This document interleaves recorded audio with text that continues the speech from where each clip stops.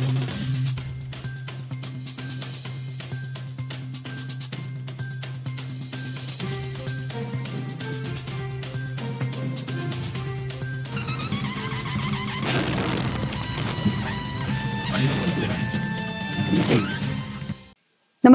आपण पाहता हिरकणी न्यूज.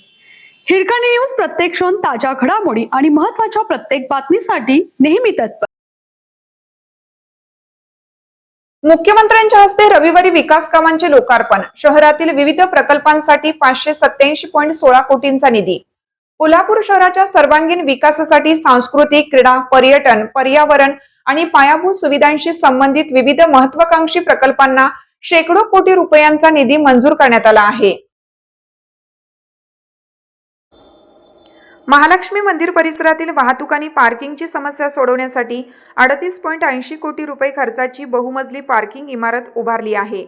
तसेच गोकुळ हॉटेल परिसरात 4.50 कोटी रुपये खर्चून मेकॅनिकल पार्किंग उभारले आहे. नर्सरी बाग येथील राजर्षी छत्रपती शाहू महाराज समाधी स्थळाचा विकासासाठी 9.40 कोटीतून विकास कामे केली आहेत.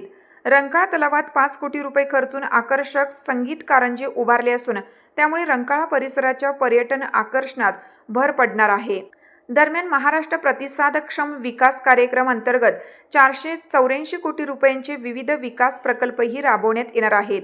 या माध्यमातून शहरातील पायाभूत सुविधा अधिक सक्षम करण्याबरोबरच नागरिकांना दर्जेदार नागरी सुविधा उपलब्ध करून देण्याचा शासनाचा प्रयत्न आहे. मी एवढीच आहे वाटतं.